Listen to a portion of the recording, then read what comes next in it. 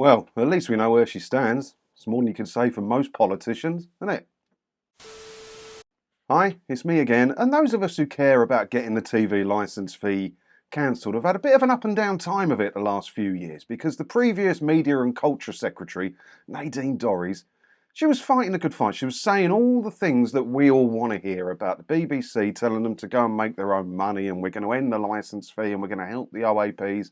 She was saying all the right things, but didn't stay in the job long enough to get any of them done, did she? And now we've got a new Media and Culture Secretary, and she's nailed her colours to the wall, so at least we know where she stands. Have a look. The Culture and Media Secretary told Sky News that the BBC is a national asset, and she's working very closely with Channel 4 to decide whether it should be sold off or not. So there you go. She called it a national asset. Now, the people who are always defending the TV licence fee always call the BBC a national asset that must be protected at all costs. In other words, you must pay a tax for their survival because they couldn't survive in a commercial environment where all other TV channels have to survive. But the BBC's above that. BBC can't show adverts. How dare you even suggest such a thing? And then she's saying she doesn't want to sell off Channel 4. Well, I think that's a wrong move as well. But it's not like you feel you're forced to pay for Channel 4. They don't get any licence fee money, really, do they? They make their own way through advertising, so it's not a big deal. It's a public service broadcaster that exists by government remit. Not a big deal for me. But the licence fee is the big one. What else does she say? Ms Donnellan sets a markedly different tone to Ms Dorries when it comes to the future of the BBC licence fee, saying, "I think the BBC is a fantastic institution. We do need to make them sustainable in the long term. It's a national asset. We need to inject fairness and choice into the system that we pick. But we will make any decisions informed by evidence."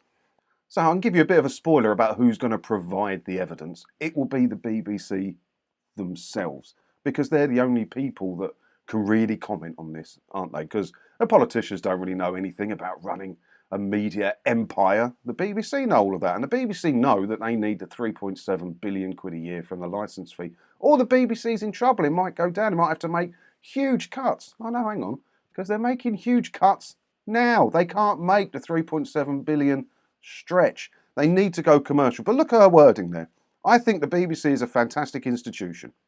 There you go. She's told you everything you need to know. It's a national asset.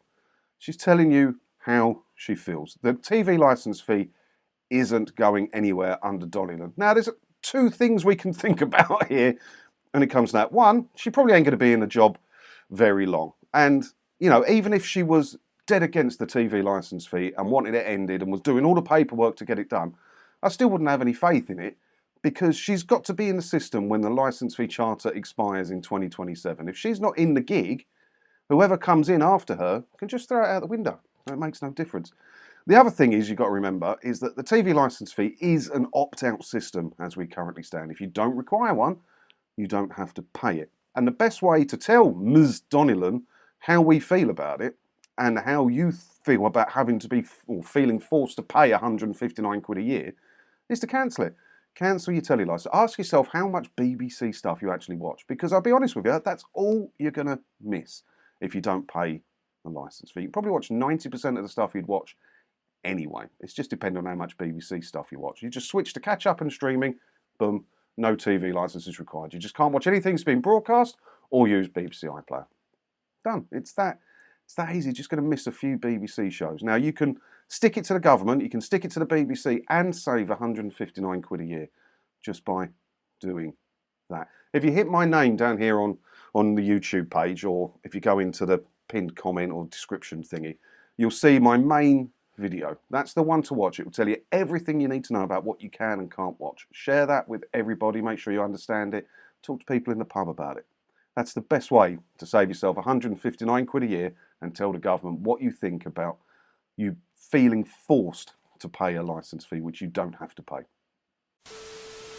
So I'm very much looking forward to, in the next few weeks, getting a new Culture and Media Secretary, probably, because that's the way it's going at the minute, isn't it? And seeing what they think about the licence fee, because no one in this job is going to get it done.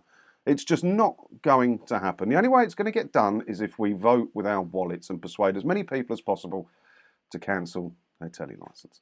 Let me know what you think about it all down in the comments below. And as always, thanks for watching, and don't forget to hit the subscribe button if you haven't already, because that way, hopefully, I'll see you in another video again soon, won't I?